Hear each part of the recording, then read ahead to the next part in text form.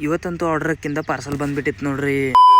ಎಲ್ಲ ನಮ್ಮ ಯುಕೆ ಮಂದಿಗೆ ನಮಸ್ಕಾರ ರೀ. ನಾನು ನಿಮ್ಮ PSK ರೀ. ಎಲ್ಲರಿಗೂ ಶುಭ ಮುಂಜಾನೆ ಹೇಳ್ಕೊತ ಮುಂಜಾನೆ ಜಲ್ದಿ ಜಿಮ್ ಕಡೆ ಬಂದ್ಬಿಟ್ಟಿನಿ ನೋಡ್ರಿ. ಮತ್ತೆ ಸ್ಟಾರ್ಟಿಂಗ್ ಬಂದ ನಂತರ ಒಂದು 10 ಮಿನಿಟ್ ಎಕ್ಸರ್ಸೈಸ್ ಮಾಡಿನು. ಮತ್ತೆ ಎಕ್ಸರ್ಸೈಸ್ ಆದ ನಂತರ ಇವತ್ತಿಲ್ದಿರ ಚೆಸ್ಟ್ ಮತ್ತೆ ಬೈಸೆಪ ಹೊಡೆದಿತ್ತು ನೋಡ್ರಿ. ಚೆಸ್ಟ್ ಬೈಸೆಪ ಹೊಡೆದ ನಂತರ ಬಾಡಿ ಇಲ್ದಿರ್ಕ ಈ ಕಂಡೀಷನ್ ಆಗಿತ್ತು ನೋಡ್ರಿ ಇವತ್ತ. ಮತ್ತೆ ಎಲ್ಲ ವರ್ಕೌಟ್ ಮುಗಿಸ್ಕೊಂಡ್ ಮನಿ ಕಡೆ ಬಂದ್ಬಿಟ್ಟೆ ರೀ.